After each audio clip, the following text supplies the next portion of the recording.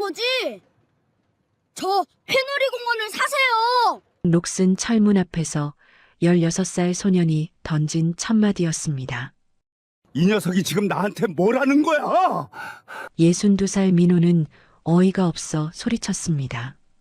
30년간 이 놀이공원의 안전을 지킨 사람이었지만 세상은 그를 범인으로 낙인 찍었죠. 현관문엔 빨간 글씨가 새겨졌고 동료들은 하룻밤 만에 그를 지웠습니다. 아이고, 강 대표가 드디어 미쳤구나. 꼬맹이 말에 넘어가서 패가 망신하게 생겼네. 모두가 손가락질하며 비웃었습니다. 하지만 해진 후드티의 소녀는 녹슨 기둥을 두드리며 흔들림 없이 말했어요. 이 소리 들리세요? 이건 사고가 아니에요. 모두가 비웃고 외면했던 그 패놀이 공원 안에 모든 걸 뒤집을 비밀이 잠들어 있었습니다. 과연 그 철문 너머에는 무엇이 숨겨져 있었던 걸까요? 영상이 시작되기 전 구독과 좋아요 부탁드립니다. 시청하고 계신 지역을 댓글로 남겨주시면 그 소중한 공간에 행복이 가득하기를 기원하겠습니다. 2025년 4월 달빛랜드 개장 28해째를 맞은 이 놀이공원은 한때 이 도시에서 가장 환한 곳이었습니다. 주말이면 정문 앞에 줄이 세바퀴는 감겼고 퍼레이드 음악이 울리면 아이들이 아버지 어깨 위에서 손뼉을 쳤죠. 그 모든 날들을 처음부터 지켜본 사람이 있었습니다. 안전관리 총괄 강민호. 올해 62, 이 놀이공원에서만 30년을 보낸 사람이었습니다. 그날은 봄 시즌 리허설이 있는 날이었습니다. 민호는 아침 7시부터 현장에 나와 있었습니다. 점검 체크리스트를 한 줄 한 줄 짚어가던 민호의 손가락이 어느 한 칸에서 멈췄습니다. 회전기구 하단부, 메인 볼트 교체 이력란이 비어 있었습니다. 민호는 펜을 내려놓고 팀장 박진수를 불렀습니다. 진수 씨, 이 부품 교체 기록이 없어. 언제 바꿨어? 박진수는 클립보드를 받아들더니 잠깐 눈을 피했습니다. 그리고는 어색하게 웃으며 말했죠. 아, 그거 전산에 올렸을 겁니다. 제가 확인해 볼게요. 민호는 체크리스트에 사인하지 않았습니다. 기록이 없으면 사인할 수 없다. 30년간 한 번도 어긴 적 없는 원칙이었습니다. 하지만 리허설 시간은 이미 코앞이었고 위에서는 진행하라는 지시가 내려왔습니다. 민호의 손이 펜 위에서 오래 머물렀습니다. 이마에 잡힌 주름이 깊어졌고 입술을 꽉 다문 채 한참을 서 있었습니다. 결국 민호는 사일란을 빈칸으로 남겨둔 채 현장으로 나갔습니다. 저녁 7시 리허설이 시작됐습니다. 퍼레이드 음악이 스피커를 타고 공원 전체에 울려 퍼졌고 조명이 하나둘 켜지며 놀이기구들이 움직이기 시작했습니다. 관람석에는 시범 관객 200여 명이 앉아 있었습니다. 아이들이 솜사탕을 들고 웃었고 부모들은 핸드폰을 꺼내 영상을 찍었죠. 그때였습니다. 회전기구 상단에서 파란 불꽃이 한번 튀었습니다. 짧고 날카로운 전기 스파크였습니다.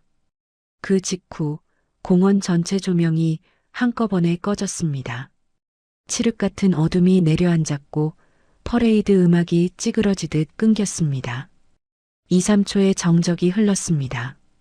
그리고 누군가가 소리쳤습니다. 불이야. 비명이 터졌습니다. 사람들이 일어서며 의자가 넘어갔고 아이들의 울음소리가 어둠 속에서 사방으로 퍼졌습니다.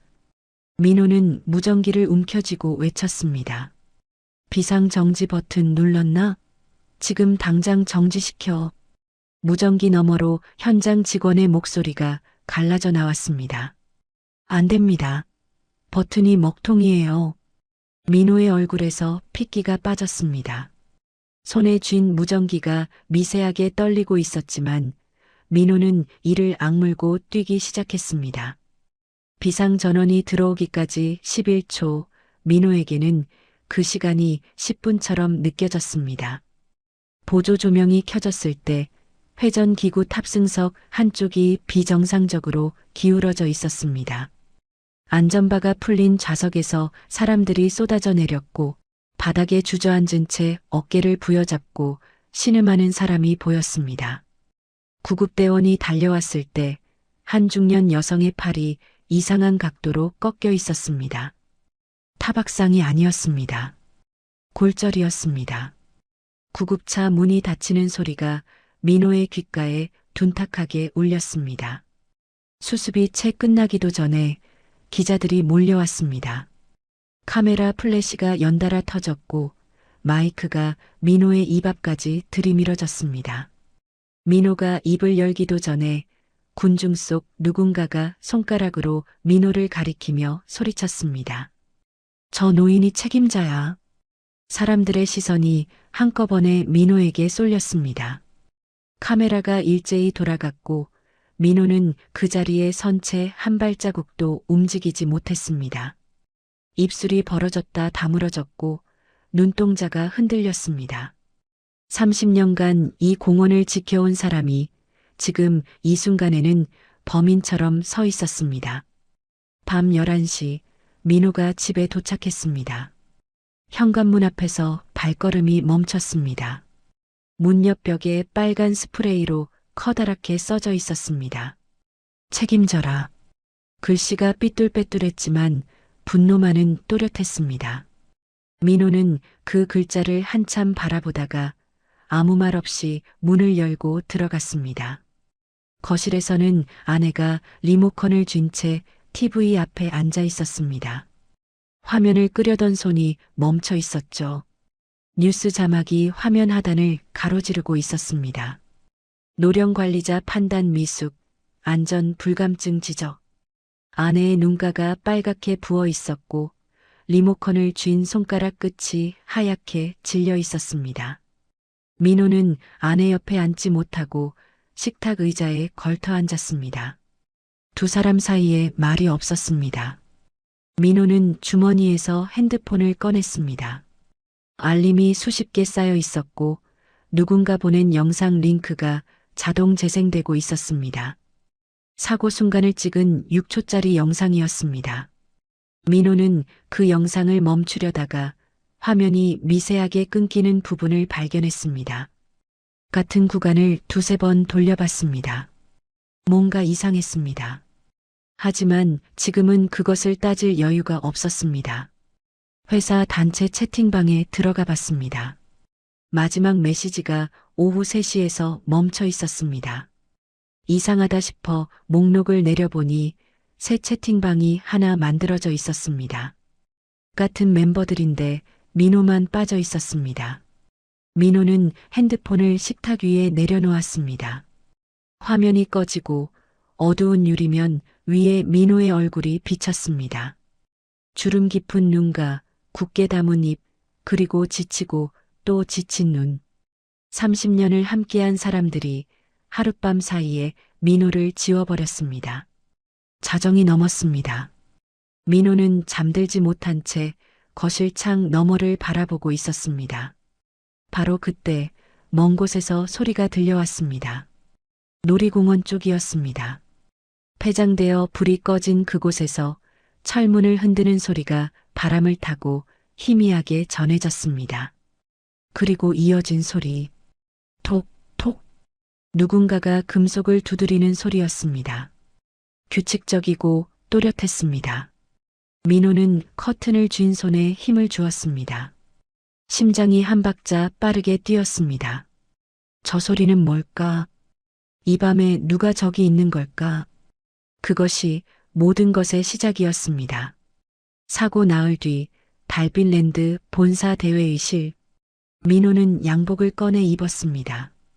옷장 깊숙이 넣어뒀던 주름이 잡힌 검은 양복이었습니다. 거울 앞에서 넥타이를 매는 손이 평소와 달랐습니다. 매듭을 3번이나 풀었다 다시 맸습니다. 오늘 긴급 수습 회의에서 자신이 직접 말해야 한다고 생각했습니다. 사고 당일 점검 기록, 비상정지 버튼의 오작동, 그리고 사인을 거부했던 이유까지. 민호는 서류 봉투를 가방에 넣으며 현관을 나섰습니다. 회의실에는 이미 15명 남짓한 사람들이 앉아 있었습니다. 민호가 문을 열고 들어서자 대화가 뚝 끊겼습니다. 고개를 돌리는 사람, 시선을 피하는 사람, 서류만 들여다보는 사람. 30년 동안 같은 건물에서 얼굴을 맞대던 사람들이었습니다. 민호는 빈자리를 찾아 앉았고 가방에서 서류 봉투를 꺼내 탁자 위에 올려놓았습니다. 의장이 회의 시작을 알렸습니다. 사고 경위 보고가 이어졌고 피해자 현황과 언론 대응 방안이 차례로 올라왔습니다. 민호는 발언 순서를 기다렸습니다. 가슴이 답답했지만 참았습니다. 드디어 안건이 넘어가려는 순간 민호가 손을 들었습니다. 제가 당일 상황에 대해 말씀드리겠습니다. 민호가 마이크에 손을 뻗는 순간 의장이 손바닥을 펴서 제지했습니다. 강 대표님은 현재 조사 대상이십니다. 발언은 자제해 주시죠. 마이크 전원이 꺼졌습니다. 딸깍 하는 작은 소리가 조용한 회의실에 묘하게 크게 울렸습니다. 민호의 손이 허공에 멈춘 채 천천히 내려왔습니다. 입술을 달싹이다 다물었고 턱 근육이 단단하게 굳었습니다. 서류 봉투 위에 올려놓은 손가락 끝이 미세하게 떨리고 있었지만 민호는 고개를 숙이지 않았습니다. 등을 세운 채 의자 깊숙이 앉아 회의가 끝나는 것을 지켜봤습니다. 아무도 민호에게 말을 걸지 않았습니다. 그로부터 2주가 지났습니다. 사고의 열기가 채 식기도 전에 뜻밖의 소식이 들려왔습니다. 달빛랜드 부지에 대한 매각 공고가 올라온 겁니다. 자산 정리라는 명목이었습니다. 민호는 그 소식을 핸드폰 뉴스 알림으로 접했습니다. 식탁에서 숟가락을 들다 말고 화면을 들여다봤습니다. 2주입니다. 사고가 난 지 겨우 2주 만에 매각이라니. 민호의 눈이 좁아졌습니다. 이상한 느낌의 민호는 집 서재 구석에 쌓아둔 상자를 뒤졌습니다. 퇴직 전 가져온 서류 복사본들이었습니다. 회의록 파일을 한 장씩 넘기던 민호의 손가락이 멈췄습니다. 사고가 나기 한 달 전 날짜의 회의록이었습니다. 안건 목록 3번째 줄에 이렇게 적혀 있었습니다. 달빛랜드 부지 활용 방안 검토. 사고가 나기도 전에 누군가는 이미 이 땅을 어떻게 쓸지 계산하고 있었던 겁니다. 민호는 그 한 줄을 손가락으로 짚은 채 오래 들여다봤습니다. 가슴 한쪽이 서늘하게 내려앉았습니다. 며칠 뒤 은행에서 전화가 왔습니다. 담당자의 목소리는 정중했지만 내용은 차가웠습니다. 담보대출 조건을 재검토하겠다는 통보였습니다. 민호는 전화를 끊고 통장 잔고를 확인했습니다. 화면에 뜬 숫자를 보며 한참을 가만히 서 있었습니다. 손에 든 핸드폰이 무겁게 느껴졌습니다. 62회를 살아오며 한 번도 이자를 밀린 적 없는 사람이었습니다. 그런데 지금 그 기록이 흔들리고 있었습니다. 바깥 세상도 달라져 있었습니다. 아파트 단지 산책로에서 이웃 주민들이 민호를 보면 인사 대신 고개를 돌렸습니다. 엘리베이터에서 한 번은 이런 일이 있었습니다. 민호가 탄 뒤에 올라온 젊은 남자가 민호를 힐끗 보더니 옆 사람에게 속삭였습니다. 뉴스에 나온 그 사람이잖아. 그 남자는 민호의 층 버튼을 눌러주지 않았습니다. 민호가 직접 손을 뻗어 버튼을 누르는 동안 좁은 엘리베이터 안에 어색한 침묵이 가득 찼습니다. 문이 열리고 민호가 내릴 때 등 뒤에서 낮은 웃음소리가 들렸습니다. 민호는 복도를 걸으며 주먹을 꽉 쥐었다가 천천히 폈습니다. 손바닥에 손톱 자국이 붉게 남아 있었습니다. 아내쪽도 마찬가지였습니다. 오랜 친구가 조심스럽게 전화를 해왔습니다. 목소리가 작았고 말끝이 자꾸 흐려졌습니다. 미안한데 이번 동창 모임에는 오지 말라더라. 분위기가 좀 그래서. 아내는 전화를 끊고 한참 동안 거실 소파에 앉아 있었습니다. 민호가 물을 한 잔 가져다 줬지만 아내는 받지 않았습니다. 고개만 살짝 저었습니다. 그 작은 고개짓이 민호에게는 어떤 말보다 아팠습니다. 민호는 진실을 확인하고 싶었습니다. 사고 당일 정비 기록 파일을 확인해야 했습니다. 회사 서버에 접속을 시도했지만 화면에 뜬 것은 접근 권한이 없습니다라는 한 줄이었습니다. 민호의 계정이 차단되어 있었습니다. 30년간 매일 열었던 시스템이 하루아침에 민호를 모르는 사람 취급했습니다. 전화를 돌려봤습니다. 예전 부하 직원에게, 함께 야근했던 후배에게, 30년을 같이 버틴 동료에게. 돌아오는 대답은 한결같았습니다. 죄송합니다, 형님. 그리고 전화가 끊겼습니다. 어떤 사람은 전화를 아예 받지 않았습니다. 민호는 연락처 목록을 내려다보며 한 명 한 명 이름을 짚었습니다. 이 사람, 이 사람, 이 사람까지.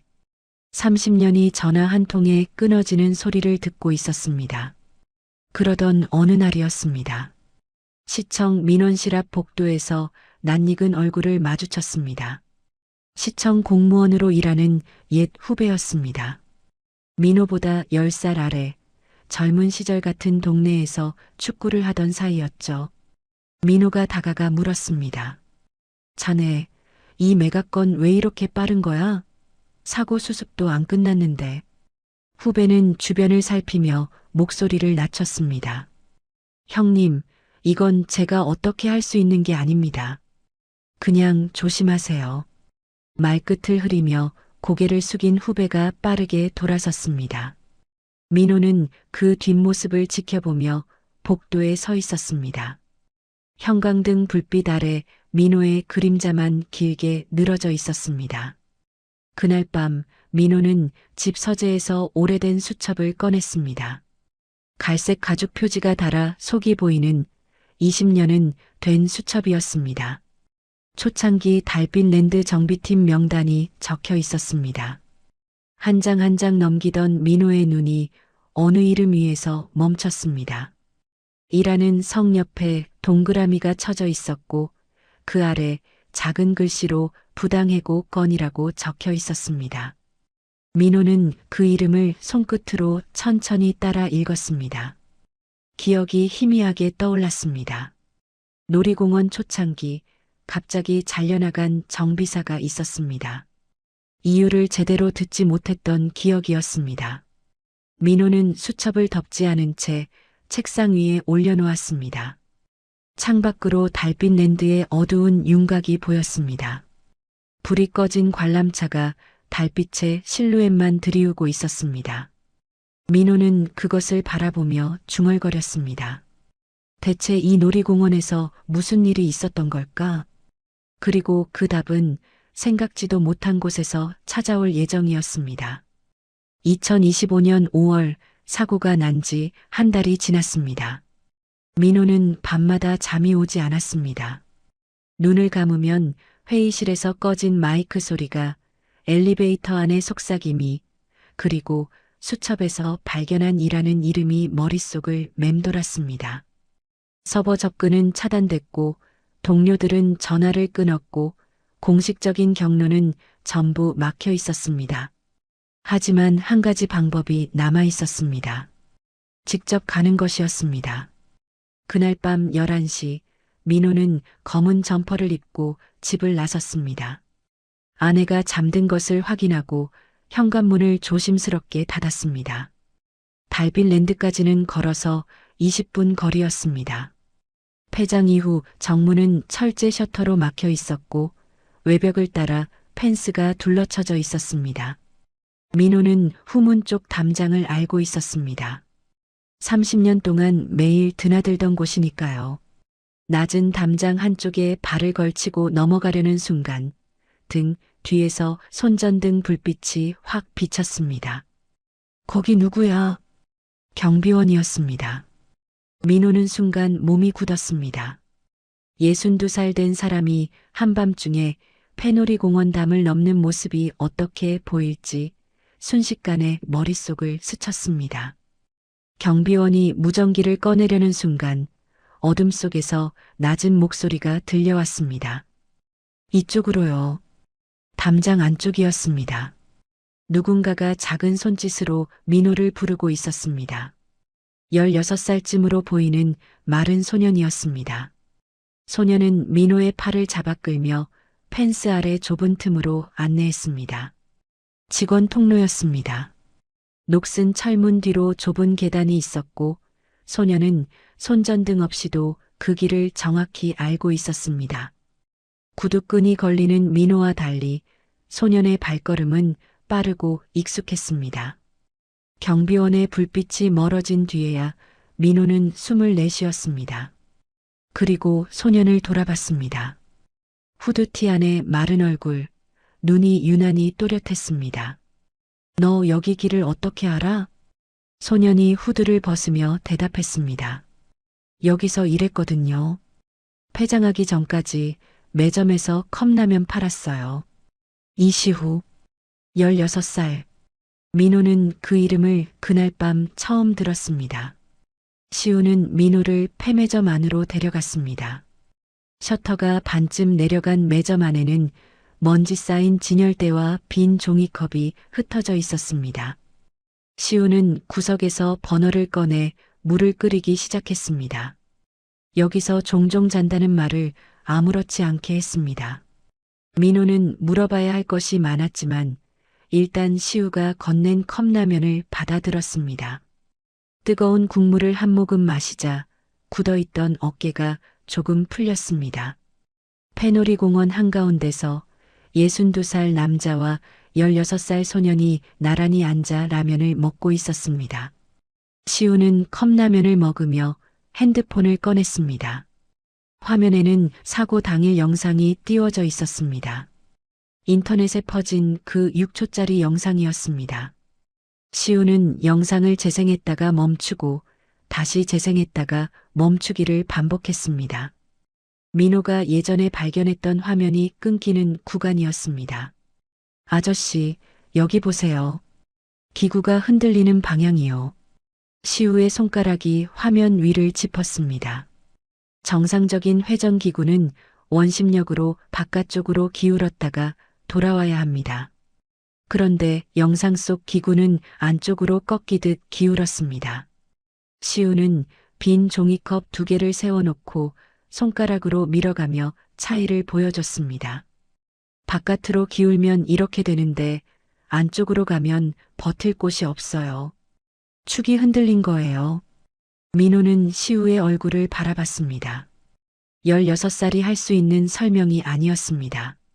시우는 민호의 시선을 느꼈는지 고개를 살짝 숙였습니다. 할아버지가 정비사였어요. 어릴 때부터 이런 거 많이 봤거든요. 민호의 가슴이 뛰었습니다. 수첩에 적혀있던 이라는 이름이 떠올랐습니다. 하지만 지금은 묻지 않았습니다. 시우가 자리에서 일어나 매점 밖으로 나갔습니다. 민호가 따라가자 시우는 회전기구 지지대 앞에 서서 주먹으로 철제 기둥을 두드렸습니다. 통, 통, 둔탁한 소리가 났습니다.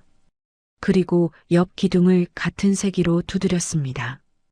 탕, 탕, 소리가 분명히 달랐습니다. 더 높고 가벼웠습니다. 민호는 눈이 커졌습니다. 30년간 정비를 감독해온 사람의 귀였습니다. 저 소리의 차이가 뜻하는 것을 바로 알아챘습니다. 속이 비어 있거나 볼트가 제대로 조여지지 않았거나 둘 중 하나였습니다. 이건 정비사 감각인데 너 이걸 어떻게 아는 거야?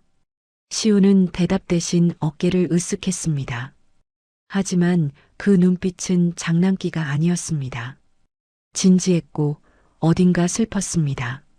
민호는 더 물어보고 싶었지만 참았습니다. 시우가 말을 이었습니다. 사고 난 날 저 여기 있었어요. 퍼레이드 시작하기 전에 기름 냄새가 났거든요. 보통 때랑 달랐어요. 타는 냄새도 섞여 있었고요. 민호의 표정이 굳었습니다. 기름 냄새와 탄내가 섞여 있었다는 건 부품이 과열됐거나 마찰이 비정상적으로 심했다는 뜻이었습니다. 정상적인 점검을 거친 기구에서는 나올 수 없는 냄새였습니다. 민호는 두 손을 주머니에 넣었다가 뺐다가를 반복했습니다. 머릿속이 빠르게 돌아가고 있었습니다. 민호가 돌아가라고 했습니다. 위험하니까. 여긴 폐장된 곳이고 경비도 있고 어른인 자기도 위험한 상황이니까. 하지만 시우는 고개를 젓더니 담담하게 말했습니다. 저도 여기서 밥 벌었어요. 매점이 없어지면 갈 데가 없거든요. 그 말에 민호의 입이 다물어졌습니다. 보호시설을 들락날락한다는 이야기를 시우가 툭 던졌습니다. 보호자가 마땅치 않아서 들어갔다 나왔다를 반복한다고요. 민호는 아무 말도 하지 못했습니다.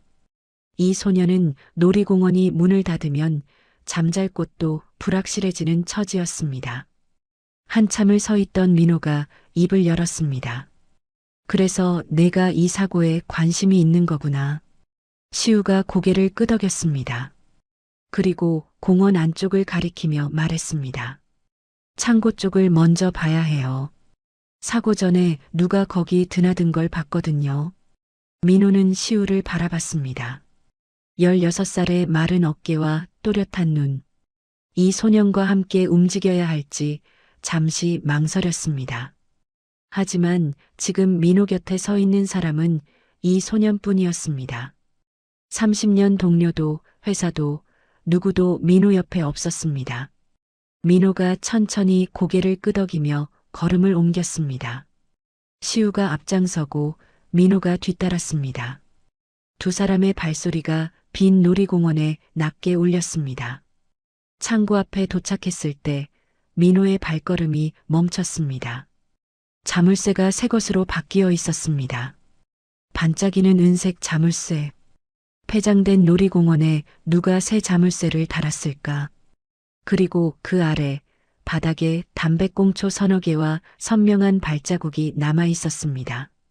누군가 최근에 이곳을 드나들었다는 뜻이었습니다. 민호는 자물쇠를 손으로 쥐어봤습니다. 차가운 금속의 감촉이 손바닥에 전해졌습니다. 심장이 빠르게 뛰고 있었습니다. 두려움이 아니었습니다. 확신이었습니다. 무언가 감춰져 있다는 확신이요. 새 자물쇠. 그것이 민호의 머릿속에서 떠나지 않았습니다. 폐장된 놀이공원에 누가 새 자물쇠를 달았을까? 그것도 창고에.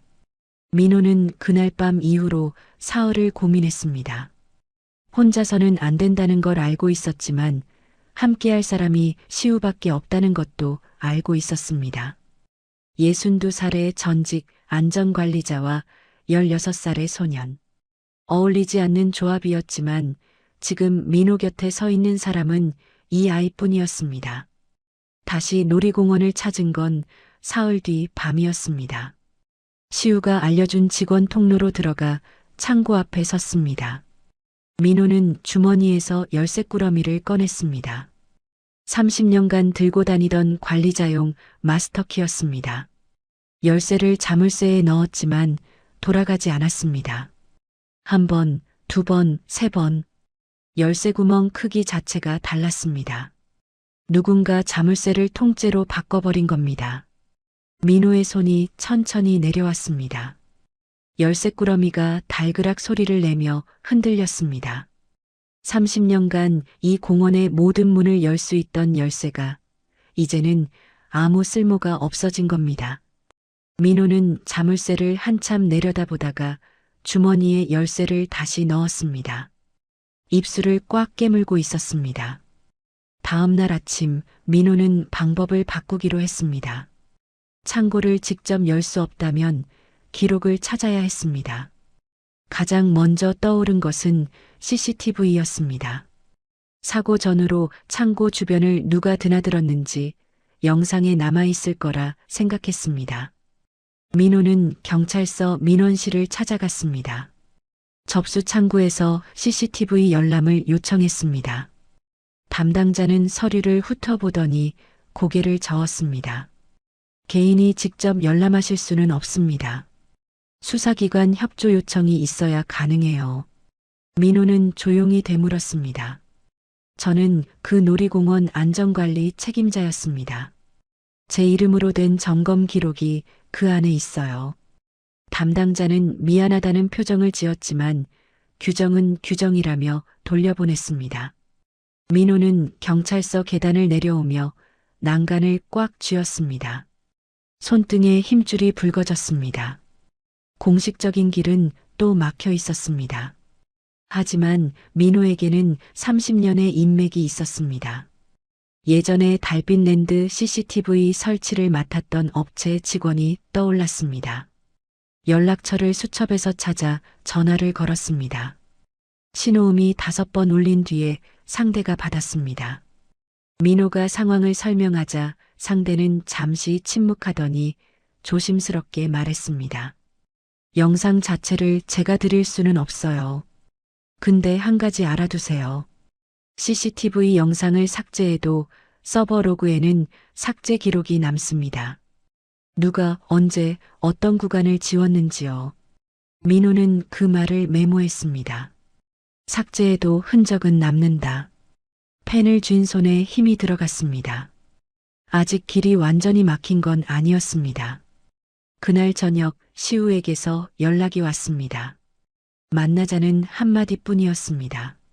민호가 놀이공원 후문 근처에 도착했을 때 시우가 비닐봉지 하나를 들고 서 있었습니다.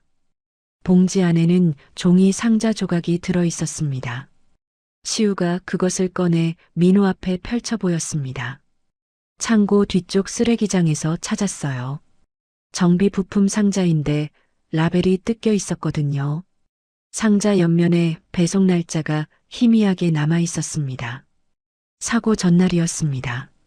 민호는 상자를 들어 코 가까이 가져갔습니다. 기름 냄새가 났습니다. 정비 부품이 맞았습니다. 하지만 라벨은 일부러 뜯어낸 흔적이 역력했습니다. 접착제 자국이 남아 있었고 상자 모서리가 찢어져 있었죠. 누가 일부러 뜯은 거야, 이건. 민호의 목소리가 낮아졌습니다. 시우가 고개를 끄덕였습니다. 두 사람은 서로를 마주 봤습니다. 말하지 않아도 같은 생각이었습니다. 누군가 흔적을 지우려 했지만 완벽하지는 못했던 겁니다.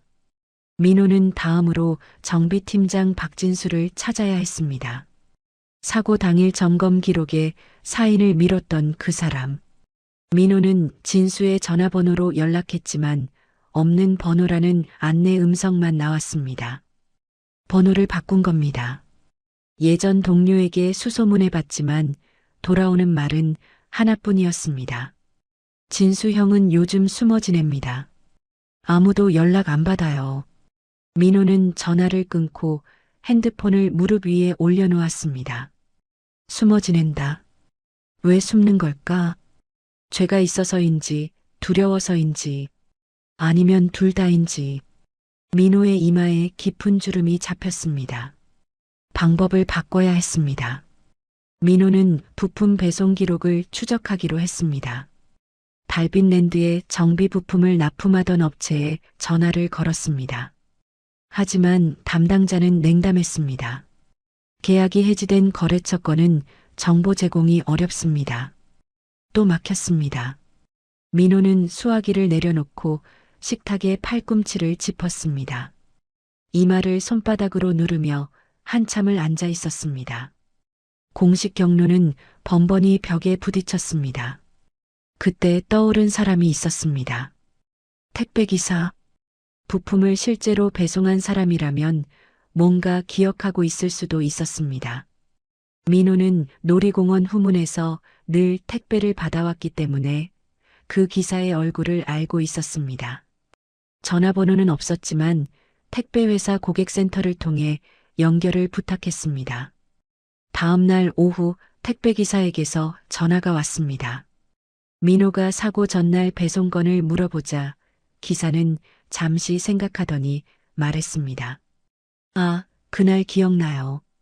보통 정비 부품은 갈색 상자인데 그날은 검은 상자가 하나 섞여 있었거든요. 무게도 달랐어요.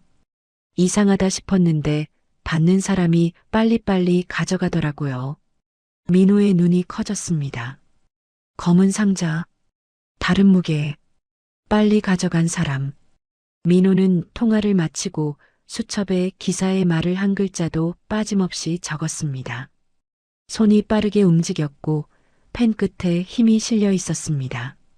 그날 밤 시우와 다시 놀이공원에서 만났습니다. 시우는 회전기구 지지대 앞에 서서 기둥을 하나하나 두드리고 있었습니다. 지난번처럼 소리를 비교하는 것이었습니다. 시우가 한쪽 기둥을 두드리며 말했습니다. 이 기둥은 소리가 달라요. 속이 비어 있거나 볼트가 느슨한 거예요. 민호가 직접 다가가 기둥에 귀를 대고 두드려 봤습니다. 30년간 수천 번 점검을 해온 귀였습니다. 시우의 말이 맞았습니다. 분명히 다른 소리가 났습니다. 민호는 고개를 끄덕이며 핸드폰을 꺼내 사진을 찍기 시작했습니다. 기둥의 이음새, 볼트 머리, 용접 자국. 하나하나 기록으로 남겨야 했습니다. 그런데 실수가 터졌습니다. 어두운 곳에서 사진을 찍으려다 플래시가 번쩍 터진 겁니다. 하얀 빛이 공원 안을 순간적으로 밝혔습니다. 민호는 핸드폰을 급히 가렸지만 멀리서 경비원의 손전등이 이쪽으로 돌아오는 게 보였습니다. 시우가 민호의 팔을 잡아 끌며 진열대 뒤로 숨었습니다. 두 사람은 숨을 죽이고 경비원의 발소리가 멀어지기를 기다렸습니다. 심장이 귀까지 뛰는 것 같았습니다. 민호는 가슴에 손을 얹고 호흡을 가다듬었습니다. 이 나이에 이런 일을 하고 있다니. 하지만 멈출 수 없었습니다. 증거가 하나둘 모이고 있었으니까요. 집에 돌아온 건 새벽 1시가 넘어서였습니다. 신발을 벗고 거실에 앉아 핸드폰을 확인하려는데 알림이 하나 떠 있었습니다. 모르는 번호에서 온 부재중 전화였습니다. 민호가 다시 걸어보자 신호음이 2번 울리고 누군가 받았습니다. 아무 말이 없었습니다. 그리고 낮고 짧은 목소리가 들려왔습니다. 그만두세요. 그것뿐이었습니다. 전화가 끊겼습니다. 민호는 꺼진 화면을 내려다봤습니다. 손가락 끝이 차가워져 있었습니다. 누군가 민호를 지켜보고 있었습니다. 그리고 그 누군가는 민호가 멈추기를 원하고 있었습니다. 그만두세요. 그 세 글자가 민호의 귓가에서 떠나지 않았습니다. 모르는 번호, 낮은 목소리, 그리고 곧바로 끊어진 전화. 민호는 그 뒤로 이틀 동안 핸드폰을 볼 때마다 가슴이 서늘해졌습니다. 하지만 멈출 수 없었습니다. 뜯긴 라벨, 바뀐 자물쇠, 택배기사의 증언. 흩어진 조각들이 하나씩 모이고 있었으니까요. 그런데 압박은 전화 한 통으로 끝나지 않았습니다. 민호가 처음 이상함을 느낀 건 아내 때문이었습니다. 어느 날 저녁 아내가 현관 커튼을 쳐다보며 서 있었습니다. 평소에는 하지 않는 행동이었습니다. 민호가 다가가 커튼을 살짝 열자 아파트 입구 쪽에 검은 승합차 한 대가 서 있었습니다. 불이 꺼져 있었고 사람이 타고 있는지는 알 수 없었습니다. 민호는 대수롭지 않게 커튼을 닫았습니다. 하지만 다음 날도 그 다음 날도 그 차는 같은 자리에 있었습니다. 사흘째 되던 날 저녁 아내가 식탁 앞에 앉은 채 말했습니다. 밥을 차리던 손을 멈추고 숟가락을 내려놓으며 조용히 입을 열었습니다. 여보, 우리 이사 가면 안 돼요? 목소리가 떨리고 있었습니다. 아내의 눈가가 빨갛게 부어 있었고 코끝도 붉었습니다. 울었던 겁니다. 민호가 모르는 사이에 혼자서. 민호는 아내의 얼굴을 바라보다가 시선을 내렸습니다. 대답을 하지 못했습니다. 이사를 가고 싶지 않은 게 아니었습니다. 지금 여기서 도망치면 모든 게 끝이라는 걸 알고 있었기 때문입니다. 은행에서 또 전화가 왔습니다. 이번에는 담보대출 조건 재검토가 아니라 회수 가능성을 시사하는 말투였습니다. 담당자는 상황을 지켜보고 있다고 했지만 그 말 안에 담긴 뜻은 분명했습니다. 더 이상 버티기 어려울 수도 있다는 경고였습니다. 민호는 전화를 끊고 통장 앱을 열었습니다. 잔고를 확인하는 손가락이 미세하게 떨렸습니다. 30년 동안 월급을 모아 지은 삶이 숫자 몇 줄 위에서 흔들리고 있었습니다. 바깥 세상은 더 가혹했습니다. 동네 마트에 장을 보러 갔을 때였습니다. 채소 코너에서 양파를 고르고 있는데 뒤에서 핸드폰 셔터 소리가 났습니다. 돌아보니 젊은 여자 둘이 민호를 찍고 있었습니다. 민호와 눈이 마주치자 한 명이 핸드폰을 내리며 다른 한 명에게 속삭였습니다. 저 사람이래. 민호는 양파를 봉지에 넣고 계산대로 걸어갔습니다. 손이 떨리지는 않았습니다. 하지만 계산을 마치고 마트를 나서는 발걸음이 평소보다 빨랐습니다. 차에 타고 나서야 운전대를 잡은 손에 힘이 풀렸습니다. 이마를 운전대에 대고 한참을 움직이지 않았습니다. 그 즈음 낯선 사람이 민호를 찾아왔습니다. 서경태, 67살. 이 지역에서 꽤 이름이 알려진 개발업자였습니다. 민호의 집 근처 카페에서 만나자는 연락이 왔고 민호는 경계하면서도 나갔습니다. 경태는 양복을 깔끔하게 차려입고 있었고 웃는 얼굴로 커피를 건넸습니다. 목소리는 부드러웠습니다. 강 선생, 고생이 많으시죠? 사실 저도 이 사태가 안타깝습니다. 합의 한번 해보시죠. 조용히 깔끔하게 정리해드리겠습니다. 민호는 커피잔을 만지작거리며 경태의 눈을 봤습니다. 부드러운 미소 뒤에 숨어있는 계산이 보였습니다. 민호는 커피를 한 모금도 마시지 않고 자리에서 일어났습니다. 정리할 게 없습니다. 경태의 미소가 순간 굳었습니다. 하지만 금세 원래대로 돌아왔습니다. 민호가 카페 문을 나서는데 등 뒤에서 경태의 목소리가 들렸습니다. 후회하실 겁니다, 강 선생. 그 말이 등에 꽂혔습니다. 민호는 걸음을 멈추지 않았지만 어깨가 살짝 굳어 있었습니다. 며칠 뒤 등기우편이 하나 도착했습니다. 내용 증명이었습니다. 사고 피해자 측 명의로 된 손해배상 예고 서류였습니다. 민호는 식탁에 서류를 펼쳐놓고 한 줄 한 줄 읽었습니다. 법률 용어가 빽빽했지만 핵심은 명확했습니다. 책임을 인정하지 않으면 법적 절차를 밟겠다는 것이었습니다. 민호의 손가락 끝이 서류 모서리에서 멈췄습니다. 가슴이 무거웠습니다. 그날 저녁 가족회의가 열렸습니다. 아들이 서울에서 내려왔습니다. 아들은 식탁에 앉자마자 본론을 꺼냈습니다. 아버지, 이제 그만하셔야죠. 건강도 안 좋으신데 이러다 쓰러지시면 어떡해요. 아들의 목소리는 단호했지만 눈가에 걱정이 가득했습니다. 아내는 옆에서 고개를 숙이고 있었습니다.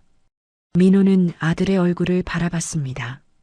이 아이가 걱정하는 것은 소송도 돈도 아니었습니다. 아버지였습니다. 그걸 알기에 민호의 마음이 흔들렸습니다.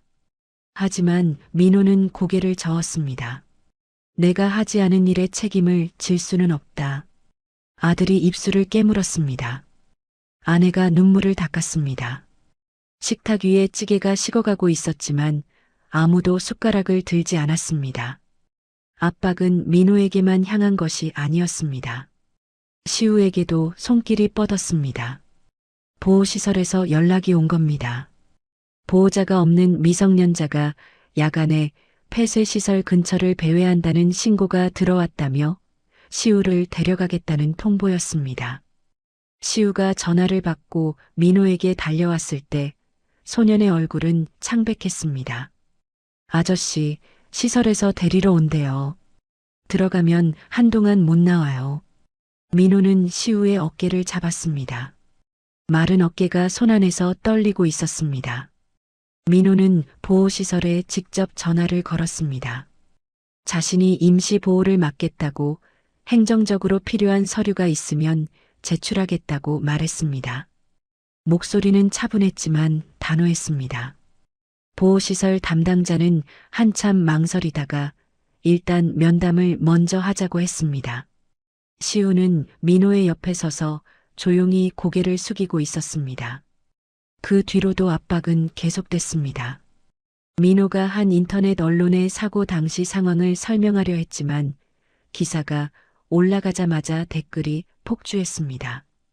늙은이가 관심받고 싶어서 사고 책임자가 뻔뻔하게. 민호는 핸드폰을 내려놓고 베란다에 나가 서 있었습니다. 바람이 차가웠습니다. 여론이라는 것이 이렇게 무서운 것이구나. 30년을 살면서 처음 느꼈습니다. 그날 밤 민호는 거실 불을 끄고 소주 한 잔을 따랐습니다. 작은 유리잔에 투명한 액체가 찰랑거렸습니다. 한 모금을 마시고 잔을 내려놓았습니다. 천장을 올려다보며 혼잣말처럼 중얼거렸습니다. 내가 미친 건가? 이 나이에 이게 맞는 건가? 잔을 쥔 손등에 검버섯이 보였습니다. 세월의 무게가 거기 찍혀 있었습니다. 그때 핸드폰이 울렸습니다. 시우였습니다. 민호가 전화를 받자 시우의 목소리가 낮게 들려왔습니다. 평소보다 더 조심스러운 톤이었습니다. 아저씨, 사고 전날 밤에 누가 창고에 들어가는 걸 봤어요. 민호의 손이 멈췄습니다. 소주잔이 식탁 위에서 미동도 하지 않았습니다. 저는 그날 매점에서 자고 있었거든요. 밤 11시쯤이었어요. 차 소리가 나서 밖을 봤는데 누가 창고 쪽으로 뭔가를 옮기고 있었어요. 민호는 소주잔을 밀어내고 자세를 바로잡았습니다. 등이 펴졌고 눈빛이 달라졌습니다. 흔들리던 마음이 다시 단단해지는 게 느껴졌습니다. 포기하려던 순간에 가장 결정적인 단서가 찾아온 겁니다. 민호는 조용히 말했습니다. 시우야, 내일 만나자. 이제부터 달라질 거야. 시우의 목격 증언은 모든 것을 바꿔놓았습니다. 사고 전날 밤 11시 누군가 창고에 물건을 옮기고 있었다는 말. 민호는 그날 밤 잠을 자지 않았습니다. 식탁에 앉아 수첩을 펼치고 지금까지 모은 것들을 하나하나 정리했습니다. 뜯긴 라벨의 정비 부품 상자, 사고 전날 날짜, 택배기사가 기억하는 검은 상자와 다른 무게, 바뀐 자물쇠와 담배꽁초, CCTV 삭제 흔적이 로그에 남는다는 정보, 그리고 시우가 목격한 야간 출입. 민호는 수첩 위에 선을 긋고 시간 순서대로 배열했습니다. 사고 한 달 전에 부지 활용 검토가 올라왔고, 사고 전날 밤에 누군가 창고를 드나들었고, 사고 당일 비상정지 버튼이 먹통이었고, 사고 2주 만에 매각 공고가 떴습니다. 한 줄 한 줄 적어 내려가자 흩어져 있던 조각들이 하나의 선으로 이어지기 시작했습니다. 민호는 펜을 내려놓고 수첩을 들여다봤습니다. 손이 떨리고 있었지만 이번에는 두려움이 아니었습니다. 분노였습니다. 하지만 분노만으로는 아무것도 증명할 수 없었습니다. 민호에게 필요한 것은 누구나 눈으로 볼 수 있는 증거였습니다. 그래서 민호가 생각해낸 것이 공개 비교 실험이었습니다. 정상적인 기구와 문제가 있는 기구를 나란히 작동시켜 흔들림의 차이를 눈앞에서 보여주는 것이었습니다. 민호는 먼저 시민단체를 찾아갔습니다. 안전 관련 단체와 소비자 보호단체 두 곳에 연락했습니다. 첫 번째 만남에서 민호는 그동안 모은 자료를 펼쳐놓았지만 단체 실무자는 서류를 훑어보더니 고개를 저었습니다. 마음은 이해합니다만 이걸로는 부족합니다. 정황은 있는데 직접 증거가 없어요. 민호는 입술을 깨물었습니다. 예상했던 반응이었지만 직접 들으니 가슴이 내려앉았습니다. 사무실을 나서는 민호의 발걸음이 무거웠습니다. 엘리베이터 안에서 잠깐 눈을 감았습니다. 하지만 멈추지 않았습니다. 민호는 시우와 다시 만났습니다. 놀이공원 후문 근처 편의점 앞이었습니다. 시우에게 시민단체에서 거절당한 이야기를 하자 시우는 잠시 생각하더니 핸드폰을 꺼냈습니다. 화면에는 사고 영상의 흔들림 패턴을 캡처한 이미지가 정리되어 있었습니다.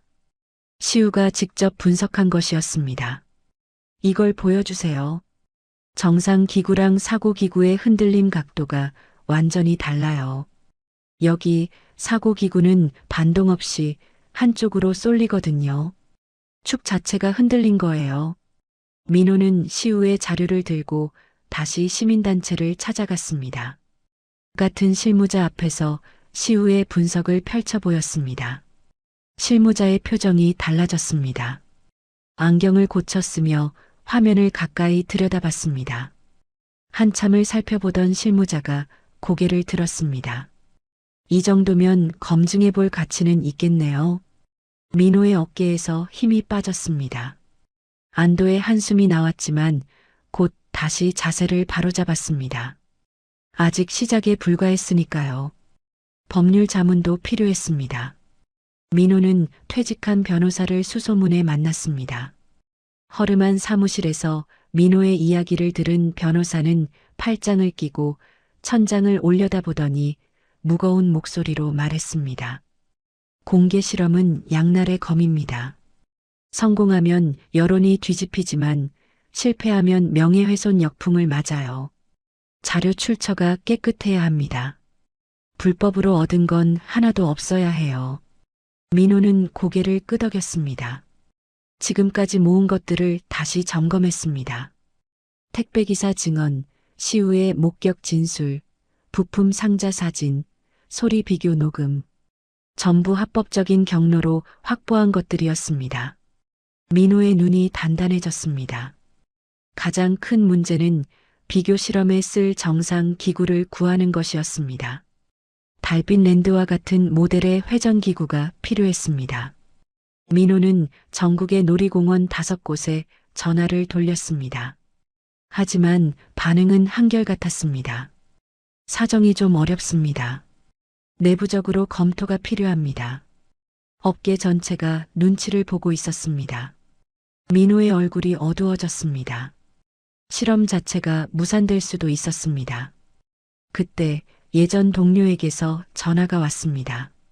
30년 동안 같이 일했지만 사고 이후 연락을 끊었던 사람이었습니다. 민호는 전화를 받으며 긴장했습니다. 형님, 나도 많이 미안합니다. 하나만 알려드릴게요. 지방 창고에 같은 모델 기구가 해체된 채로 있어요. 폐기 대기 중인데 아직 처리 안 된 걸로 알고 있습니다. 민호는 전화를 끊고 주먹을 꽉 쥐었습니다. 손등의 힘줄이 붉어졌습니다. 아직 자신을 기억하는 사람이 있었습니다. 모두가 등을 돌린 것은 아니었습니다. 민호의 눈시울이 잠깐 뜨거워졌지만 고개를 들고 수첩에 창고 위치를 적었습니다. 시우는 비교 실험 시나리오를 작성하기 시작했습니다. 16살이 쓴 것이라고 믿기 어려울 만큼 체계적이었습니다. 정상 기구와 문제 기구를 같은 속도, 같은 하중, 같은 풍속 조건에서 작동시키는 절차를 표로 만들었습니다. 민호는 그 표를 보며 한 줄 한 줄 확인했습니다. 30년 경험이 시우의 분석을 보완했고 시우의 분석이 민호의 경험을 증명해줬습니다. 하지만 상대도 가만히 있지 않았습니다.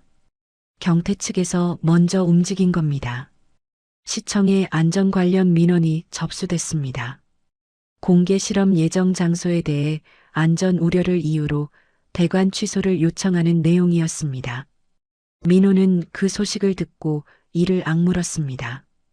턱 근육이 단단하게 굳었습니다. 방해가 시작된 것이었습니다. 민호는 다음 날부터 관청을 드나들기 시작했습니다.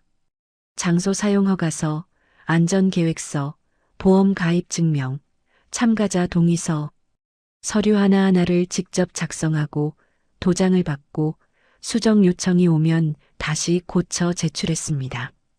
관청 복도의 플라스틱 의자에 앉아 번호표를 기다리는 민호의 모습은 누가 봐도 지쳐 보였습니다.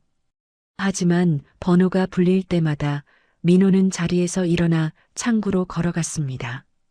한 번도 빠지지 않았습니다. 그 즈음 기자 한 명이 민호에게 접근했습니다. 지역 언론의 젊은 기자였습니다.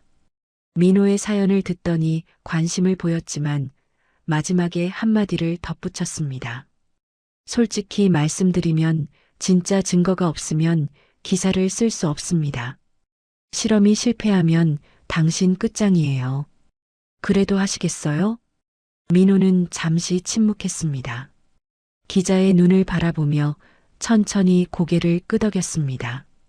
목소리를 내지 않았지만 그 고개짓이 대답이었습니다. 모든 것이 조금씩 자리를 잡아가고 있었습니다. 시민단체의 협조, 법률 자문, 비교 기구 확보, 실험 시나리오. 서류 싸움은 진행 중이었고 기자의 관심도 얻었습니다. 민호는 밤마다 수첩을 펼쳐놓고 빠진 것이 없는지 확인했습니다. 그런데 어느 날 오후 핸드폰이 울렸습니다. 변호사였습니다. 목소리가 평소와 달리 급했습니다. 강 선생님, 방금 법원에서 연락이 왔습니다. 상대 측에서 가처분 신청을 냈어요. 실험을 금지해 달라는 겁니다. 내일 오전에 신문이 잡혀 있습니다. 민호는 핸드폰을 귀에 댄 채 움직이지 않았습니다. 숨이 멈추는 것 같았습니다. 이제야 겨우 판을 깔았는데 그 판이 엎어질 수도 있는 겁니다. 민호는 천천히 숨을 내쉬었습니다. 핸드폰을 내려놓고 식탁 위의 수첩을 바라봤습니다. 빼곡하게 적힌 글씨들, 밤마다 그은 밑줄들, 접어놓은 페이지들. 여기까지 오는데 얼마나 걸렸는지 민호는 알고 있었습니다. 민호는 수첩을 덮고 양복을 꺼냈습니다. 내일 아침 법원에 서야 합니다. 법원 복도는 조용했습니다. 민호는 나무 벤치에 앉아 서류 봉투를 무릎 위에 올려놓고 있었습니다. 양복 안주머니에 넣어둔 수첩이 가슴에 닿을 때마다 심장 박동이 느껴졌습니다. 밤새 준비한 자료들이 그 안에 있었습니다. 시우의 분석 자료, 택배기사 증언 메모, 부품 상자 사진, 소리 비교 녹음 파일 목록. 민호는 손을 깍지 끼고 눈을 감았습니다. 한숨이 나오려는 걸 참았습니다. 신문실 문이 열렸습니다. 안으로 들어서자 맞은편에 경태 측 변호사 2명이 앉아 있었습니다. 양복이 깔끔했고 서류가 가지런했습니다. 민호 쪽은 퇴직 변호사 1명과 민호뿐이었습니다. 숫자부터 기울어진 판이었습니다. 경태 측 변호사가 먼저 입을 열었습니다. 목소리는 차분했지만 한마디 한마디가 날카로웠습니다. 이 실험이라는 것은 과학적 검증이 아닙니다. 퇴직한 노인이 개인적 감정으로 기획한 일종의 쇼입니다. 공공장소에서 검증되지 않은 장비를 가동하는 것은 시민 안전을 위협하는 행위이며 즉각 금지되어야 합니다. 노인이 쇼를 한다. 그 말이 민호의 귀에 꽂혔습니다. 턱 근육이 단단하게 굳었지만 민호는 표정을 바꾸지 않았습니다. 손만 무릎 위에서 꽉 쥐어져 있었습니다. 민호 측 변호사가 반박했습니다. 비교 실험은 동일 모델 기구를 표준 조건에서 작동시키는 것이며 안전계획서와 보험 가입까지 완료했다고 설명했습니다. 그리고 민호가 직접 마이크 앞에 섰습니다. 저는 30년간 놀이공원 안전을 관리한 사람입니다. 이 실험은 제 개인 감정이 아니라 공익을 위한 것입니다. 사고 원인이 밝혀지지 않은 채 부지가 매각되면 다음에도 같은 일이 벌어질 수 있습니다. 민호의 목소리는 떨리지 않았습니다. 하지만 마이크를 잡은 손가락 끝이 하얗게 질려 있었습니다. 판사는 양쪽 주장을 들은 뒤 잠시 정리 시간을 가졌습니다. 민호는 복도로 나와 벽에 등을 기댔습니다. 다리에 힘이 풀려 있었습니다. 결과가 나올 때까지의 그 시간이 1년처럼 느껴졌습니다. 결과는 조건부 허가였습니다. 실험은 진행할 수 있지만 안전사고 발생 시 모든 책임은 신청인, 즉 민호가 진다는 조건이었습니다. 민호는 판결문을 받아들고 법원을 나섰습니다. 이긴 건지 진 건지 알 수 없는 기분이었습니다.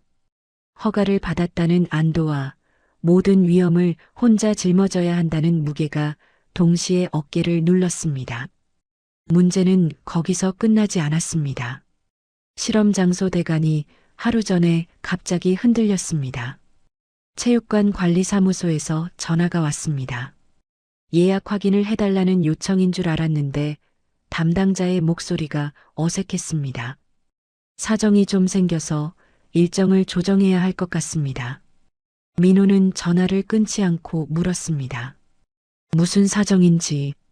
담당자는 말을 돌렸습니다. 민호는 직접 찾아가기로 했습니다. 관리사무소에 도착해 담당자 앞에 앉았습니다.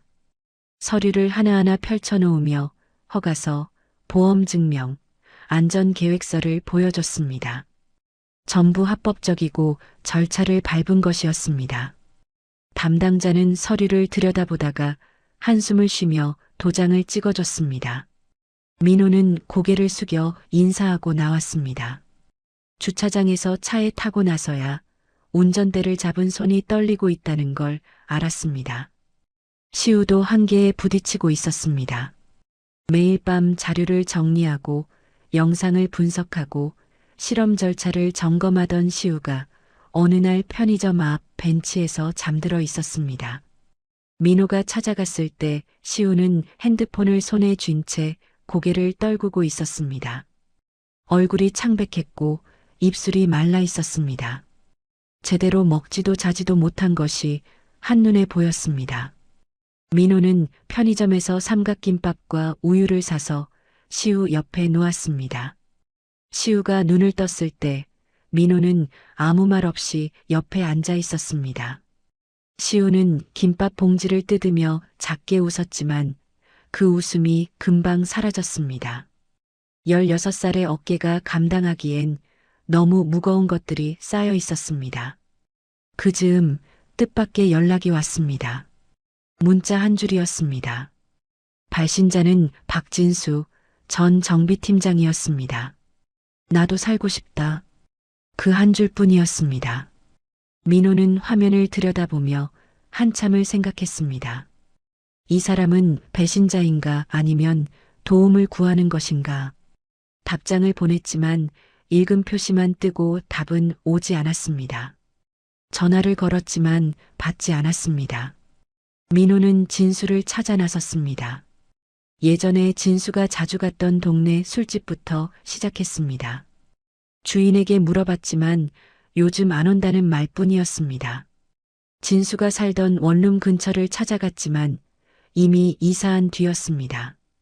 근처 정비소 2곳을 돌았지만 아는 사람이 없었습니다.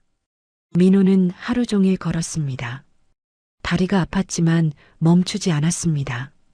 30년을 함께 일한 사람의 흔적이 이렇게 깨끗하게 지워질 수 있다는 게 오히려 무서웠습니다.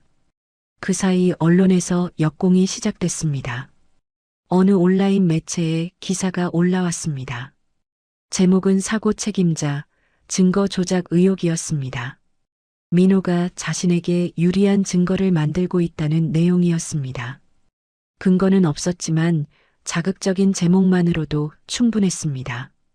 댓글이 수백 개 달렸고 대부분이 민호를 비난하는 내용이었습니다. 민호는 핸드폰 화면을 내리다가 멈추고 화면을 껐습니다. 손가락에 힘이 없었습니다. 그날 밤 집에서 아내가 기다리고 있었습니다. 거실 소파에 앉아있던 아내의 눈이 빨갛게 부어 있었습니다. 아내도 기사를 본 것이었습니다. 민호가 거실에 들어서자 아내가 고개를 들었습니다. 목소리가 갈라져 있었습니다. 당신 때문에 우리가 위험해지고 있어요. 제발 이제 그만해요. 아내의 눈에서 눈물이 흘렀습니다. 민호는 아내 앞에 서서 아무 말도 하지 못했습니다. 미안하다는 말이 목구멍까지 올라왔지만 나오지 않았습니다. 아내의 말이 틀린 게 아니었으니까요. 민호 때문에 가족이 위험해지고 있는 것은 사실이었습니다. 민호는 고개를 숙였습니다. 어깨가 무너지듯 내려앉았습니다. 하지만 그날 밤 민호는 서재에 앉아 안전관리 체크리스트를 다시 펼쳤습니다. 실험 당일 점검해야 할 항목들을 한 줄 한 줄 확인했습니다. 전기 배선, 긴급 정지 장치, 안전 울타리 간격, 관객 대피 동선. 30년간 해온 일이었습니다. 손이 기억하고 있었고 눈이 빠뜨리는 것이 없었습니다. 펜 끝이 종이 위를 정확하게 움직였습니다. 흔들리는 마음과 달리 민호의 손은 흔들리지 않았습니다. 실험 이틀 전이었습니다. 민호가 행사장 앞을 둘러보고 돌아가려는데 뒤에서 카메라 플래시가 터졌습니다. 돌아봤지만 아무도 보이지 않았습니다. 골목 모퉁이에서 누군가가 빠르게 사라지는 발소리만 들렸습니다. 민호는 그 자리에 서서 어두운 골목을 바라봤습니다. 누군가가 여전히 민호를 지켜보고 있었습니다. 그리고 이틀 뒤 그 모든 시선이 한자리에 모이게 될 것이었습니다. 2025년 6월 14일 토요일, 민호는 새벽 5시에 눈을 떴습니다. 알람이 울리기 전이었습니다. 잠을 거의 자지 못했습니다. 눈을 감으면 법원 신문실이 떠올랐고 경태 측 변호사의 목소리가 귓가를 맴돌았습니다. 노인이 쇼를 한다. 그 말을 떠올릴 때마다 이를 악물었습니다. 오늘 쇼가 아니라는 것을 증명해야 합니다. 민호는 세수를 하고 양복을 입었습니다. 거울 앞에서 넥타이를 맸습니다. 이번에는 한 번에 매듭이 잡혔습니다. 손이 떨리지 않았습니다. 아니, 떨릴 여유조차 없었습니다. 현관에서 신발을 신으려는데 뒤에서 인기척이 났습니다. 아내였습니다. 잠옷 차림에 눈이 부어 있었습니다. 밤새 울었던 것 같았습니다. 아내는 아무 말 없이 민호에게 다가와 양복 어깨에 먼지를 털어주었습니다. 그리고 조용히 말했습니다. 조심해요. 민호는 고개를 끄덕이고 문을 나섰습니다. 그 한마디가 등 뒤에서 오래 따라왔습니다. 행사장은 시 외곽의 체육공원 부지였습니다. 아침 8시 민호가 도착했을 때 시우가 이미 와 있었습니다. 후드티 차림에 배낭을 메고 있었고 손에는 체크리스트가 들려 있었습니다. 민호가 건넨 것과 같은 양식이었습니다. 시우는 밤새 실험 장비를 점검한 모양이었습니다. 눈 밑에 그늘이 져 있었지만 눈빛은 또렷했습니다. 2대의 회전기구가 나란히 놓여 있었습니다. 왼쪽은 지방 창고에서 가져온 정상 모델, 오른쪽은 달빛 랜드에서 회수된 사고 기구였습니다. 사고 기구는 법원 허가를 받아 반출한 것이었습니다. 두 기구 사이에 안전 울타리가 쳐져 있었고 관람 구역은 30m 뒤로 설정되어 있었습니다. 9시가 넘자 사람들이 모이기 시작했습니다. 지역 주민, 시민단체 관계자, 기자 10명 남짓. 카메라가 세워지고 마이크가 정리됐습니다. 민호는 사람들이 늘어나는 것을 보며 가슴이 조여왔습니다. 실패하면 끝이라는 기자의 말이 머릿속에서 울렸습니다. 10시 정각, 실험 시작 30분 전이었습니다. 민호가 마이크 앞에 서려는 순간 안전요원 한 명이 달려왔습니다. 풍속이 기준치를 넘고 있습니다. 초속 8m예요. 안전기준은 초속 7m입니다. 진행을 취소해야 합니다. 군중 사이에서 웅성거림이 퍼졌습니다. 기자들이 카메라를 돌렸습니다. 민호의 심장이 쿵 내려앉았습니다. 고개를 들어 하늘을 봤습니다. 깃발이 펄럭이고 있었지만 땅 위의 공기는 그렇게 거세지 않았습니다. 민호는 주머니에서 핸드폰을 꺼내 기상청 실시간 자료를 열었습니다. 이 지역 지상 풍속은 초속 6.5m 기준 이내였습니다. 민호는 현장에 설치된 풍속계를 직접 확인했습니다. 풍속계가 설치된 위치는 울타리 꼭대기 지상 5m 높이였습니다. 상공 풍속과 지상 풍속은 다를 수 있었습니다. 민호는 마이크를 잡고 침착하게 설명했습니다. 기상청 지상 관측 자료 기준으로 현재 풍속은 초속 6.5m입니다. 기구 작동 높이에서의 풍속은 안전 기준 이내입니다. 실험은 예정대로 진행하겠습니다. 목소리가 흔들리지 않았습니다. 안전요원이 잠시 머뭇거렸지만 기상청 자료를 확인한 뒤 물러섰습니다. 민호는 마이크를 내려놓으며 손바닥의 땀을 바지에 닦았습니다. 첫 번째 고비를 넘긴 것이었습니다. 10시 반 정상 기구의 시운전이 시작됐습니다. 전원이 들어오고 모터가 돌아가는 소리가 울렸습니다. 기구가 천천히 회전하기 시작했습니다. 속도가 올라가자 좌석이 원심력으로 바깥쪽으로 기울었습니다. 그리고 속도가 줄면 안쪽으로 부드럽게 돌아왔습니다. 흔들림이 있었지만 규칙적이었고 반동 뒤에 반드시 균형을 찾았습니다. 관객들이 눈으로 확인했습니다. 이것이 정상적인 움직임이었습니다. 기구가 멈추고 두 번째 기구의 차례가 됐습니다. 사고 기구. 민호가 전원 패널 앞에 서서 스위치를 올리려는 순간 조명이 한번 깜빡였습니다. 전원이 불안정하게 흔들리더니 2, 3초간 꺼졌다가 다시 들어왔습니다. 군중 사이에서 누군가 작게 비명을 질렀습니다. 민호의 손이 스위치 위에서 멈췄습니다. 등에 식은땀이 흘렀습니다. 사고 당일 밤의 기억이 스쳤습니다. 전기 스파크, 꺼진 조명, 먹통이 된 비상정지 버튼. 우연인지 방해인지 알 수 없었습니다. 민호는 전기기사를 불러 배선을 점검하게 했습니다. 이상 없음. 민호는 깊이 숨을 들이쉬고 스위치를 올렸습니다. 사고 기구가 움직이기 시작했습니다. 모터 소리가 정상 기구보다 약간 높았습니다. 속도가 올라갔습니다. 좌석이 바깥으로 기울었습니다. 여기까지는 같았습니다. 하지만 속도가 줄어드는 구간에서 차이가 드러났습니다. 정상 기구는 부드럽게 안쪽으로 돌아왔지만 사고 기구는 돌아오지 않았습니다. 한쪽으로 쏠린 채 기울어진 상태가 유지됐습니다. 반동이 없었습니다. 축이 버텨주지 못하고 있었습니다.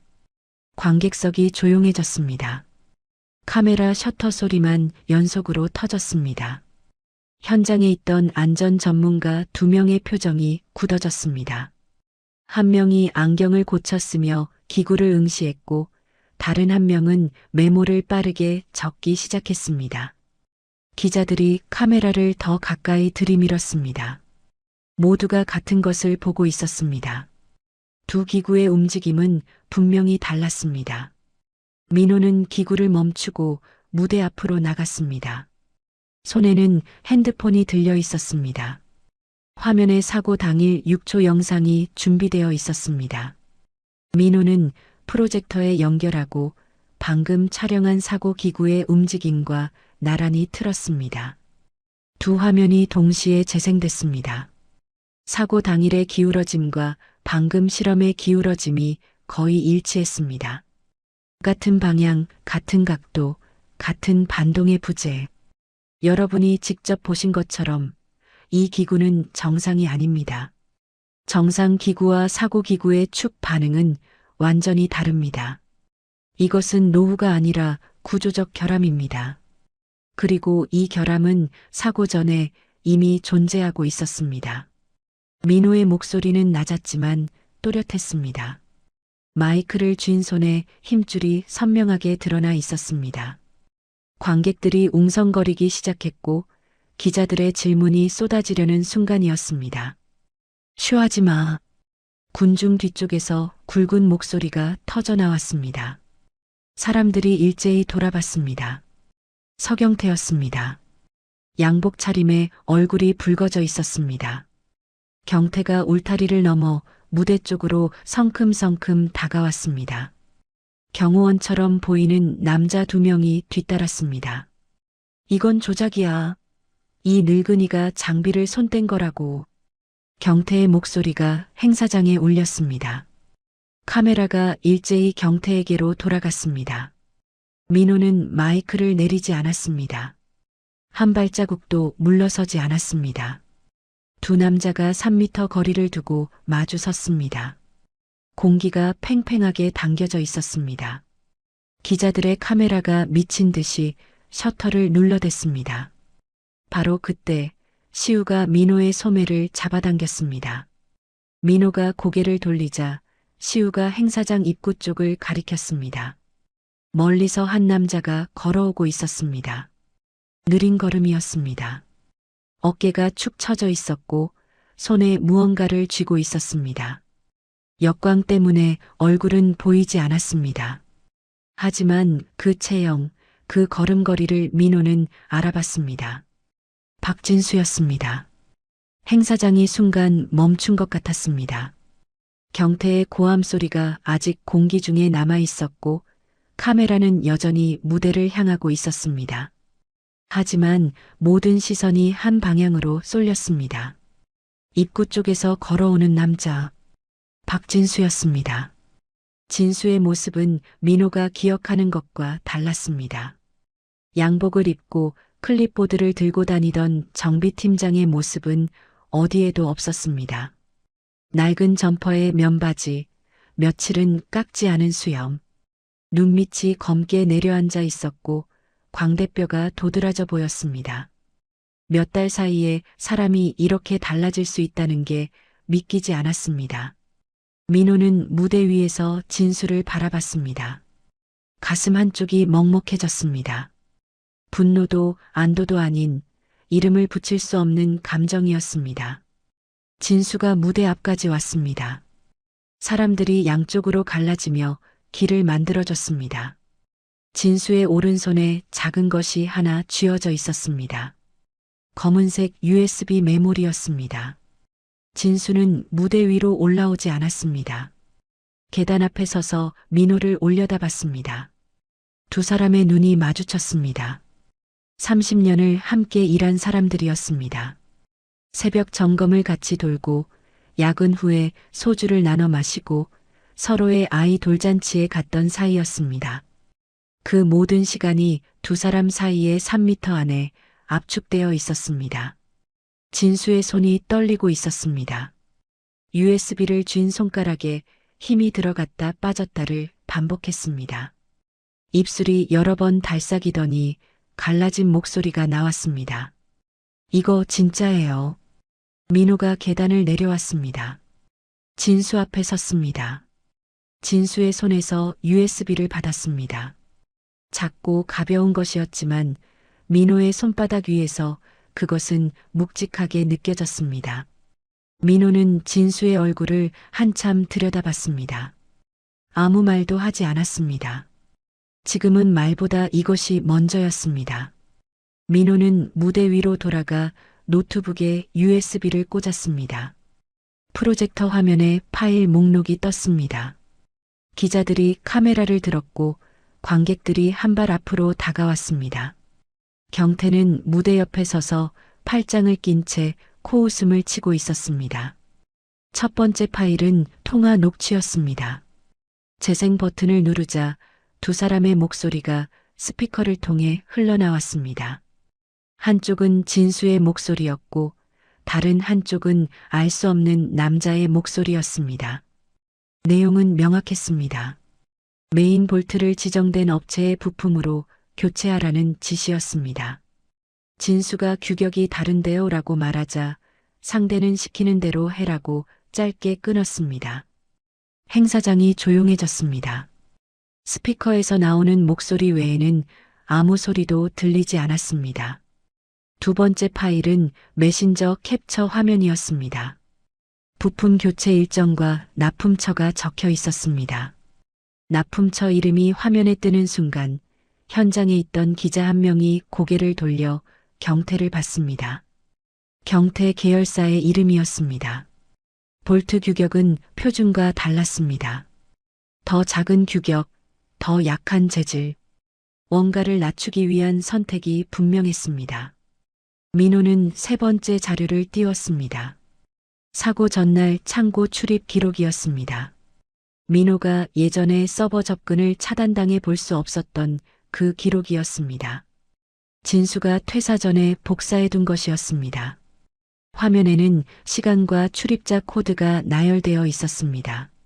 사고 전날 밤 11시 20분 출입 기록이 찍혀 있었습니다. 그리고 민호가 이전에 확인한 CCTV 삭제 구간의 시간대와 정확히 겹쳤습니다. 누군가 그 시간에 창고에 들어갔고 그 시간대의 영상을 지운 겁니다. 경태의 표정이 변했습니다. 팔짱을 풀었고 얼굴에서 여유가 사라졌습니다. 한 발 앞으로 나서며 소리쳤습니다. 가짜야. 전부 조작이라고. 하지만 현장에 있던 안전 전문가가 이미 움직이고 있었습니다. 사고 기구 앞으로 다가가 공구를 꺼내 들었습니다. 볼트 하나를 분리해 버니어 캘리퍼스로 측정했습니다. 숫자를 읽고 표준 규격표와 대조했습니다. 그리고 마이크 없이도 들릴 만큼 또렷한 목소리로 말했습니다. 규격이 다릅니다. 표준 볼트보다 2mm 작습니다. 행사장이 술렁였습니다. 기자들이 전문가에게 달려갔고 카메라 플래시가 연달아 터졌습니다. 경태가 뒤로 물러서려는 순간 행사장 입구에서 사람들이 들어오는 것이 보였습니다. 시민단체가 사전에 경찰에 신고해둔 상태였습니다. 수사관 2명이 행사장 안으로 걸어왔습니다. 수사관이 경태 측 인물에게 다가갔습니다. 조용한 목소리였지만 주변이 쥐 죽은 듯 고요해서 모두에게 들렸습니다. 임의동행을 요청드립니다. 군중이 웅성거렸습니다. 핸드폰을 든 손들이 올라가 촬영을 시작했습니다. 경태의 얼굴이 하얗게 질려 있었습니다. 입술이 움직였지만 말이 나오지 않았습니다. 곁에 있던 경호원이 한 발 나서려다가 수사관의 시선에 멈췄습니다. 그때 무대 아래에서 소리가 들렸습니다. 진수였습니다. 진수가 무릎을 꿇듯 주저앉으며 얼굴을 두 손으로 감쌌습니다. 어깨가 들썩이고 있었습니다. 울고 있었습니다. 주변 사람들이 돌아봤습니다. 진수의 입에서 갈라진 목소리가 새어나왔습니다. 저도 협박받았어요. 가족한테 해코지하겠다고, 가만히 있으면 돈 주겠다고. 저는 무서웠어요.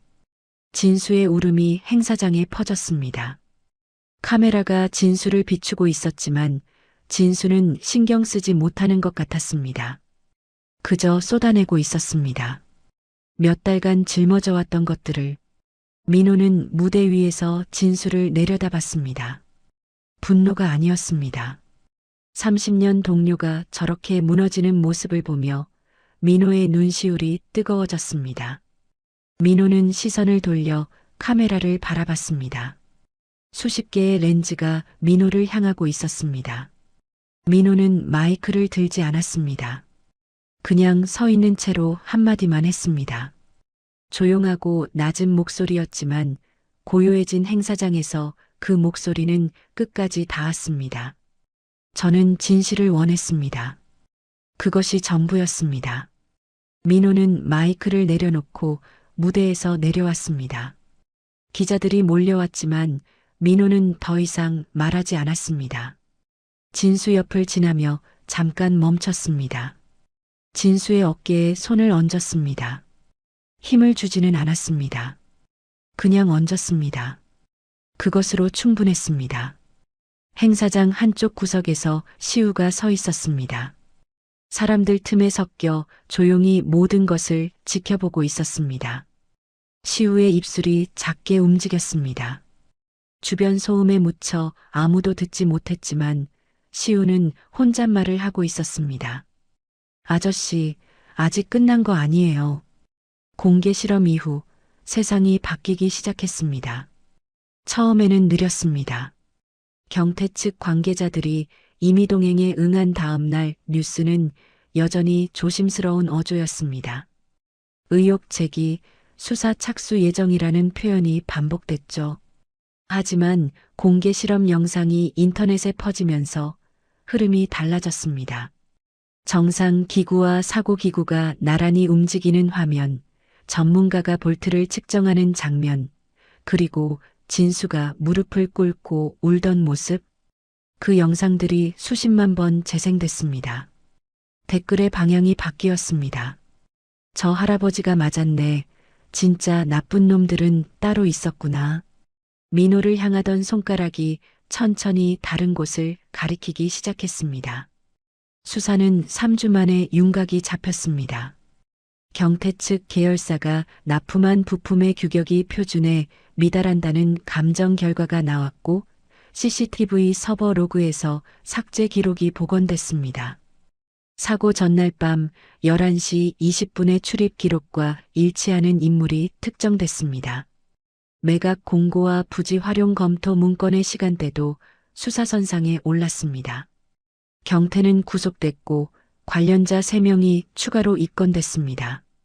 그리고 어느 날 오후 민호의 핸드폰에 문자 하나가 도착했습니다. 경찰서에서 보낸 공식 통보였습니다. 무혐의 처분. 민호는 그 문자를 식탁에 앉아 읽었습니다. 세 글자를 한참 들여다봤습니다. 핸드폰을 내려놓고 두 손을 무릎 위에 올렸습니다. 울지 않았습니다. 대신 창밖을 바라봤습니다. 봄에 시작된 일이 여름을 넘기고 있었습니다. 나무의 초록잎이 무성했습니다. TV에서 정정보도가 나왔습니다. 노령관리자 판단 미숙이라는 자막이 나왔던 바로 그 뉴스 프로그램이었습니다. 앵커가 당사의 보도에 사실과 다른 부분이 있었음을 알려드립니다라고 읽었습니다. 아내가 소파에 앉아 그 화면을 보고 있었습니다. 리모컨을 쥔 손이 가만히 있었습니다. 이번에는 끄지 않았습니다. 화면이 끝날 때까지 지켜봤습니다. 민호가 옆에 앉자 아내가 아무 말 없이 남편의 손을 잡았습니다. 손이 따뜻했습니다. 며칠 뒤 달빛랜드 측에서 연락이 왔습니다. 복귀 제안이었습니다. 안전관리 고문 직함과 함께 사무실을 마련해주겠다는 내용이었습니다. 민호는 그 제안을 하루 동안 생각했습니다. 서재에 앉아 수첩을 펼쳐봤습니다. 빼곡하게 적힌 메모들, 밤마다 긋던 밑줄들, 접어놓은 페이지들, 30년의 기록이 거기 담겨 있었습니다. 민호는 수첩을 덮고 전화를 걸었습니다. 감사합니다. 하지만 돌아가지 않겠습니다. 민호는 다른 길을 선택했습니다. 안전재단을 만들겠다고 했습니다. 놀이공원뿐 아니라 모든 다중이용시설의 안전을 감시하고 시민들이 직접 참여할 수 있는 구조를 만들고 싶었습니다. 큰 조직이 아니어도 좋았습니다. 작아도 제대로 된 것. 그게 민호가 원하는 것이었습니다. 사고 피해자 가족을 만나러 간 날이 있었습니다. 골절 부상을 입었던 중년 여성의 집이었습니다. 민호는 현관 앞에서 한참을 서 있었습니다. 초인종을 누르는 손가락이 무거웠습니다. 문이 열리고 여성의 남편이 나왔습니다. 표정이 굳어 있었습니다. 민호는 고개를 숙이고 말했습니다. 직접 와서 말씀드리고 싶었습니다. 사고 원인이 밝혀졌고 당신 가족의 잘못은 아무것도 없었습니다. 그리고 덧붙였습니다. 제가 막지 못해서 죄송합니다. 남편은 한참 민호를 바라보더니 고개를 한번 끄덕였습니다. 말은 없었지만 그 끄덕임 안에 많은 것이 담겨 있었습니다. 민호는 돌아서며 눈시울을 손등으로 닦았습니다. 시우에게도 변화가 찾아왔습니다. 민호가 보호시설과 직접 협의해 시우의 거처를 안정시켰습니다. 행정 서류를 작성하고 담당 공무원을 만나고 보호자 면담에도 참석했습니다. 시우는 보호시설에 정식으로 등록되어 안정적인 지원을 받게 됐습니다. 더 이상 폐매점에서 잠을 자지 않아도 됐습니다. 어느 날 민호가 시우를 만났을 때 종이 쇼핑백 하나를 건넸습니다. 안에는 하얀 운동화가 들어 있었습니다. 시우가 꺼내보더니 눈을 동그랗게 떴습니다. 그리고 웃으며 말했습니다. 아저씨, 중고도 괜찮은데. 민호가 피식 웃었습니다. 오랜만에 짓는 웃음이었습니다. 민호는 시우에게 한 가지 더 건넸습니다. 낡은 가죽 수첩이었습니다. 20년 전 정비팀 명단이 적힌 그 수첩. 시우 조부의 이름이 적혀 있던 바로 그것이었습니다. 민호가 조사한 바로는 시우의 조부는 놀이공원 초창기에 정비사로 일했고 부품 비리를 지적했다가 부당하게 해고당한 것이었습니다. 기록이 남아 있었습니다. 민호가 찾아낸 겁니다. 내 할아버지도 억울한 사람이었어. 우리 둘 다 같은 곳에서 같은 것과 싸운 거야. 시우는 수첩을 받아 조부의 이름을 손끝으로 따라 읽었습니다. 입술을 꽉 깨물고 있었습니다. 눈이 빨개졌지만 울지 않았습니다. 고개를 들어 민호를 봤습니다. 아무 말 없이 고개를 끄덕였습니다. 그것으로 충분했습니다. 지역 주민들의 태도도 달라졌습니다. 아파트 엘리베이터에서 버튼을 눌러주지 않던 사람이 이제는 먼저 고개를 숙여 인사했습니다. 마트에서 몰래 사진을 찍던 사람 대신 장바구니를 들어주겠다는 사람이 생겼습니다. 어느 날은 현관문 앞에 작은 화분이 놓여 있었습니다. 메모가 붙어 있었습니다. 미안했습니다. 건강하세요. 누가 놓고 갔는지 알 수 없었지만 민호는 그 화분을 베란다에 올려놓았습니다. 아내가 물을 줬습니다. 어느 저녁이었습니다. 민호와 시우가 나란히 걷고 있었습니다. 달빛랜드 앞이었습니다. 철문은 여전히 닫혀 있었고 안에는 불이 꺼져 있었습니다. 관람차의 윤곽이 저녁 하늘의 실루엣으로 걸려 있었습니다. 두 사람은 철문 앞에 서서 한참을 바라봤습니다. 바람이 불어왔습니다. 철문이 가볍게 흔들리며 금속 소리를 냈습니다. 예전에 민호가 밤에 들었던 그 소리와 비슷했습니다. 하지만 이제는 무섭지 않았습니다. 민호가 입을 열었습니다. 시우에게 하는 말인지 자신에게 하는 말인지 아니면 이 놀이공원에 하는 말인지 알 수 없었습니다. 조용하고 낮은 목소리였습니다. 놀이공원은 웃음을 만드는 곳이에요. 그런데 거기에 욕심이 들어오면 비극이 되는 거죠. 시우가 고개를 끄덕였습니다. 두 사람은 돌아섰습니다. 걸음을 옮겼습니다.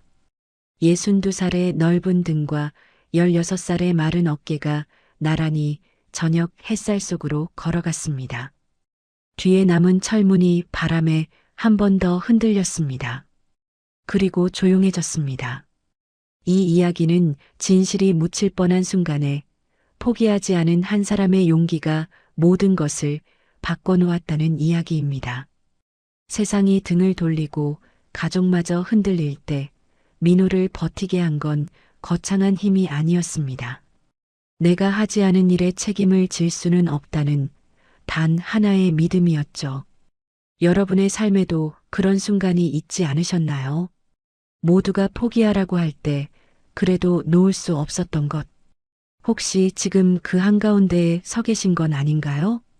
오늘의 이야기가 마음 한켠을 살며시 눌러주었다면 앞으로도 당신의 하루에 포근한 위로가 될 이야기들로 찾아올게요. 구독과 좋아요는 인생 포근이 계속 숨을 쉴 수 있는 큰 힘이 됩니다. 그리고 오늘 이야기의 주인공에게 남기고 싶은 따뜻한 한마디 댓글로 들려주세요. 당신의 나날이 언제나 포근하길, 인생 포근히 응원합니다.